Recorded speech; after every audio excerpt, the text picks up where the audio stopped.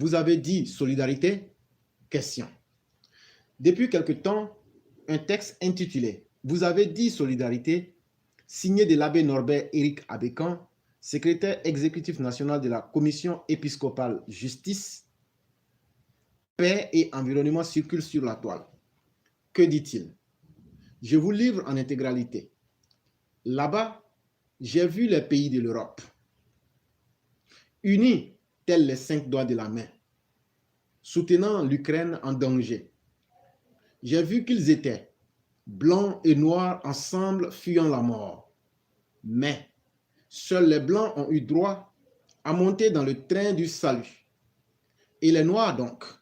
Les noirs, d'accord. Mais les blancs d'abord. Les noirs peuvent crever sous les bombes qui tombent dans l'Ukraine. Vous avez dit solidarité? Si j'ai vu les pays de la CEDEAO unis, unis tels les 5 doigts de la main, le Mali croupissait gémissant sous les bombes de l'embargo. Ah mon Dieu, vous avez dit solidarité?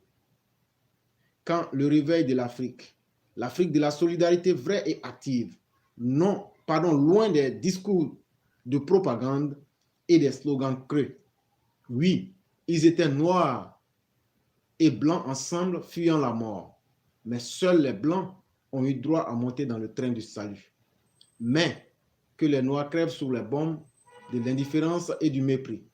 Les noirs étaient des chairs à canon, ou mieux, les noirs, les muscles à faire tourner leurs usines. Vous avez dit solidarité. En d'autres temps, ce gentil poème nous aurait laissé indifférents. Mais, compte tenu de la qualité et de l'audience de son auteur, je me permets de vous livrer les sentiments qui m'inspirent. Si j'ai bien compris l'abbé Abécan, il nous dit que les Blancs, eux, sont solidaires entre eux. Et dans le cas actuel, contre nous, les Noirs.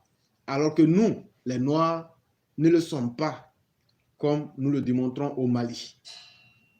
Je voudrais expliquer à l'abbé Abécan que la guerre qui déchire l'Europe en ce moment et monopolise toute l'actualité n'oppose pas un peuple blanc à un peuple autre, d'une autre couleur, mais bien deux pays de blancs, deux voisins. Les bombes sont tirées par les Russes sur un peuple qui, pour une grande partie, parle aussi le russe. Donc, en matière de solidarité, on ne peut pas dire que les Blancs sont plus solidaires que nous. Pour le moment, ce sont eux qui s'entretuent. Nous, Noirs, avons-nous manqué de solidarité envers le Mali? Je n'accuserai pas l'abbé de mauvaise foi, mais peut-être de méconnaissance de la situation. Au Mali, des djihadistes d'un autre âge, parmi lesquels on trouve majoritairement des Maliens, sont en train de massacrer les populations civiles du Mali. L'Afrique, contrairement à ce qu'écrit l'abbé Abécan, s'est mobilisée pour le Mali. L'abbé Abécan sait-il le nombre de soldats tchadiens tombés au Mali? L'abbé Abécan sait-il qu'actuellement des soldats ivoiriens sont aux côtés du Mali? L'abbé Abécan sait-il que des soldats ivoiriens sont eux aussi morts au Mali en luttant contre le terrorisme dans le cadre de la force internationale? L'abbé Abécan sait-il qu'il y a quelques jours, des soldats égyptiens sont morts au Mali dans le même cadre? De quel manque de solidarité nous parle donc l'abbé Abécan? Il parle des sanctions contre le Mali. Expliquons au bon abbé Abécan que lorsque les militaires ont renversé le pouvoir élu, la CEDEAO s'était montrée disposée à les accompagner. Elle leur a donné un temps pour qu'ils proposent un calendrier réaliste de retour à l'ordre constitutionnel. Étant entendu que le coup d'État crée juste une situation qui ne peut qu'être provisoire. Le Mali est membre de la CEDEAO et en connaît donc bien les règles. Les militaires ont proposé de rester 5 ans au pouvoir, c'est-à-dire le temps d'un mandat, avant de songer à organiser des élections. Qui les a élus? L'abbé Abékan est-il d'accord pour que des gens sortis de nulle part s'emparent du pouvoir par la force de leurs armes et s'y éternisent? L'Afrique avait connu cela par le passé et nous savons ce que cela nous a coûté. Plus personne ne veut de militaires qui prennent le pouvoir par la force et s'y maintiennent. Alors, la CEDEAO a pris des sanctions contre le Mali pour que la junte donne un calendrier de retour à l'ordre constitutionnel plus réaliste. C'est tout. Nous, Africains, avons cette tendance à nous noircir plus que nous ne le sommes, c'est-à-dire à nous attribuer toujours le mauvais rôle. C'est ainsi que nous nous sommes convaincus que nous sommes mauvais par essence, que nos religions sont démoniaques, que notre culture est inférieure à celle des autres, que nos cheveux ne sont pas beaux, que notre couleur est vilaine et que les autres sont nécessairement plus solidaires que nous. Arrêtons cela et regardons-nous positivement si nous voulons évoluer.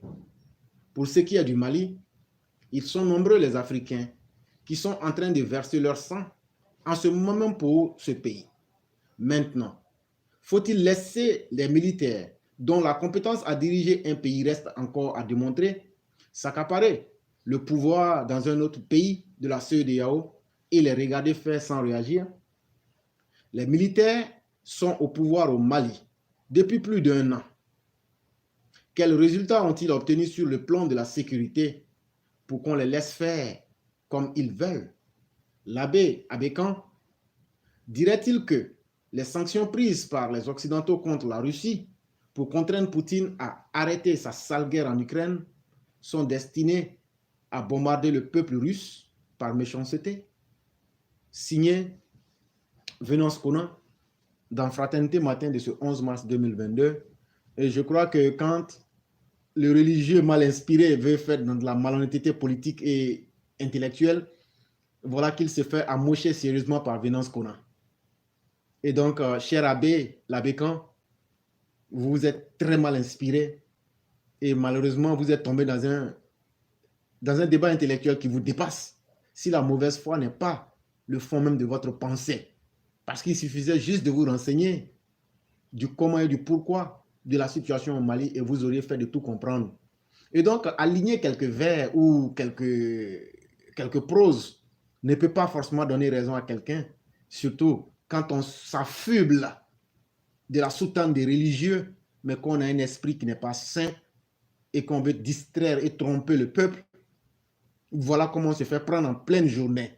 Et les religions en Côte d'Ivoire, et vous m'excusez, mais c'est la vérité, on a vu cela avec Coutouan, et c'est comme si ce n'était pas suffisant, c'est maintenant l'abbé Abékan qui s'essaie à ce jeu malsain et honteux pour toute une religion, parce que malheureusement, vous avez des fidèles, vous avez des gens qui se reconnaissent en vous, mais malheureusement, vos sorties sont carrément aux antipodes de la réalité, sont carrément à l'opposé même de toute bonne conscience morale et des gens intellectuellement posés et qui comprennent comment le monde fonctionne, comme M. Venance Conan, viennent de vous rappeler cela sèchement à la face du monde pour dire que ce n'est pas partout qu'on peut mentir.